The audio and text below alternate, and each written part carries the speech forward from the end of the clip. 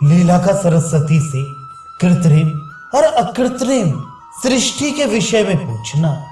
श्री वशिष्ठ जी कहती है, रघुनंदन, तदनंतर रानी लीला सभा भवन से उठ गई और अंतःपुर में प्रवेश करके रनिवास के पूर्वोक्त मंडप में फूलों से ढके हुए पति के पास जा पहुंची तथा मन ही मन इस प्रकार विचार करने लगी, अहो, यह तो बड़ी विचित्र माया है। यह हमारे पूर्ववासी मनुष्य इस बाह्य प्रदेश में और उस अंतरदेश में भी विद्यमान है। ताल, तमाल और हिमताल आदि वृक्षों से घिरे हुए ये पर्वत जैसे वहां हैं, उसी तरह यहां भी हैं।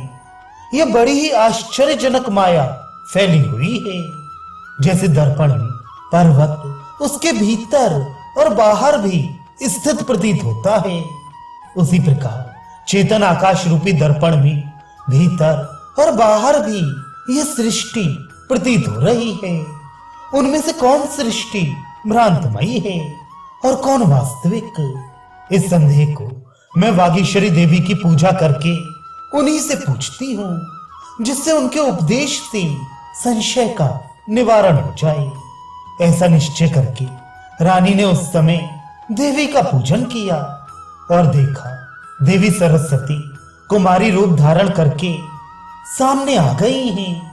तब लीला परमार्थ महाशक्ति स्वरूपा देवी को सिंहासन पर विराजमान करके स्वयं उनके सामने पृथ्वी पर खड़ी हो गई और इस प्रकार पूछने लगी।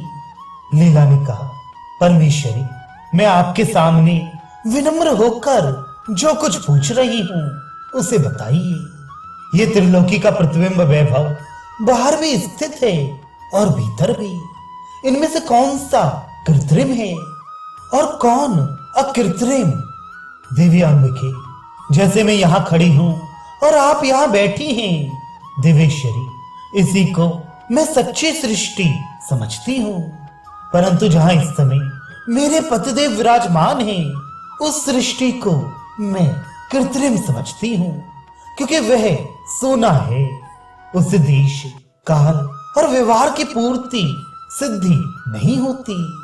देवी ने कहा, बेटी, अकृत्रिम सृष्टि से कदापि कृत्रिम सृष्टि उत्पन्न नहीं होती।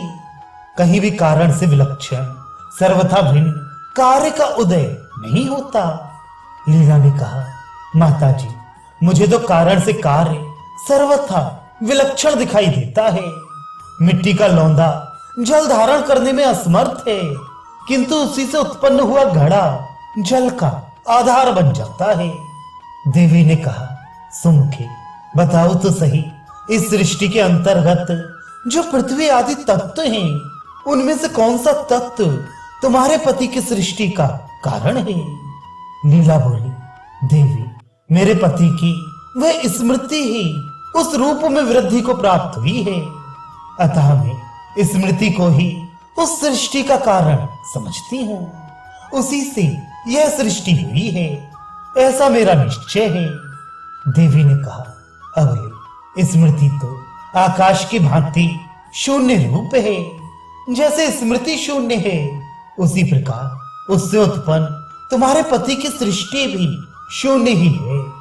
वह उस रूप में अनुभव में आने पर भी शून्य के अतिरिक्त कुछ नहीं है। लीला ने कहा, देवी, जैसे आपने मेरे पति की सृष्टि को स्मृति मात्र शून्य रूप बताया है, उसी तरह मैं इस सृष्टि को भी स्मृति मात्र एवं शून्य रूप ही समझती हूँ।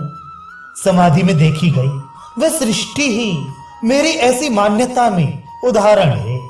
देवी ने कहा, बेटी, ठीक ऐसी ही बात है।